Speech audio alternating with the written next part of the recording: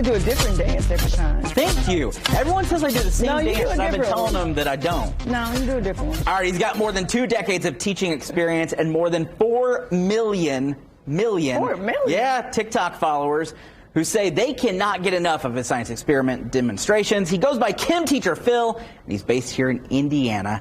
He's passionate about sharing easy science experiments that can be easily recreated at home. You've seen it on the Kelly Clarkson Show, and in honor of National STEM Day today, we're excited to learn from Chem Teacher Phil ourselves. Welcome, Phil Cook. Thank you so much for joining us. Thanks so much for having me.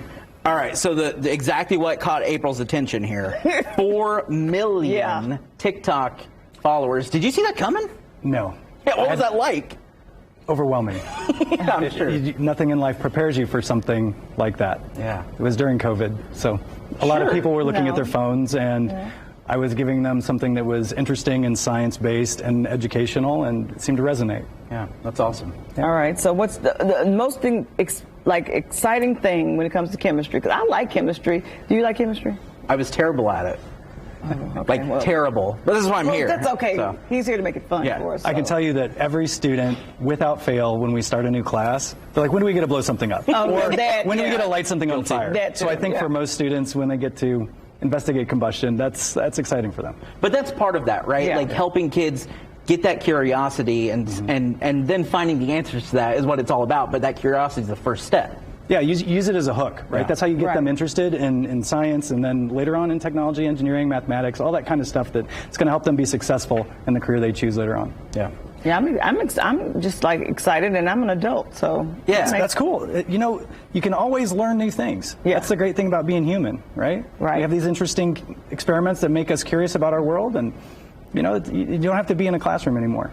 All right, we are not in a classroom. We're in our studio, and you're going to walk us through an experiment. In order to do this, you may see flashlights. We're going to need to bring the lights down. Oh, here we go. Just a hair so that we can get it nice and set the mood here, get it nice and dark What do for we us. need to There do, it goes. Cody? Get it down. Bring them down. Oh, no. Okay, so what are we learning with this experiment? So what I want you to think about here is something that during the summertime, at least, and today feels an awful lot like summer outside. Yeah. Why we have to wear things like sunscreen. So most sunscreen, right, you know, comes in a little bottle. Right.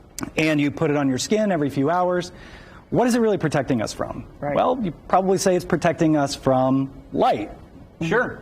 But not all light's the same. Now, there's some things that are the same about light. Like if I take this flashlight that I bought online, you know, we get white light. Now, white light is probably what we most commonly associate with what's coming from our sun, right? Or you might say yellow light. But this light itself is actually made up of more than one color. Okay.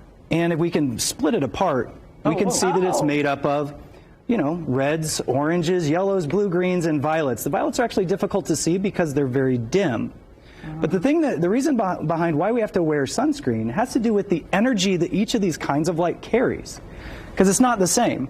And the way that I can show you this, just kind of hide my light for a second, is by using something that responds to light, and that's this powder. Now this greenish looking yellow powder is something that you can buy online through Amazon. It's relatively inexpensive, a few dollars, and all I did was put some Elmer's glue onto a piece of paper and then sprinkle some of the powder on it. Okay. The powder is the same stuff that's in those little stars you might have stuck under your ceiling when you were a kid. I had them. The glow-in-the-dark stars. This is a zinc sulfide phosphorescent powder.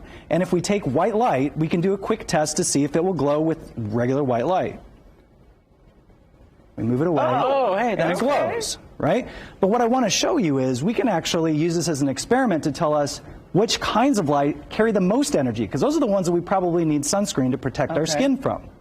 So if we take this and we get it to the point where we've got the rainbow over here, and I'm going to move it over so the rainbow is now on the phosphorescent powder. And we're just going to let it go for just a few seconds, letting that energy be transferred to the paper. Now I'm going to move it away, and you want to just keep your eyes on that paper and look for where it's bright and where it's not so bright. Here we go. Did you catch which colors were the brightest? It was. Let me show you again. Okay. Ready? There you go. Like we're blue. The blue color was blue. Yeah. The blues. And it turns out that blue, out of the visible spectrum, the light that our eyes can see, blue is the highest, violet's the highest in energy. Okay. If we take it a step further, the reason why we actually wear sunscreen is because it protects us from a kind of light our eyes can't even see at all. Any idea what that is? UV light. That's right. Ultraviolet. UV light. Ultraviolet light. So if we take, and we're going to need the lights down back again for this one. If we take UV light, we can actually do a really quick comparison of how much energy they have by kind of pretending like these are almost little lightsabers. Oh, I like And that. if we pass them across this powder, we should be able to see just by how much it glows, which one carries the most energy. So right now, based on what we've hypothesized, this is what the ultraviolet light looks like. Okay, purple, blue, right? And I've got a couple over here.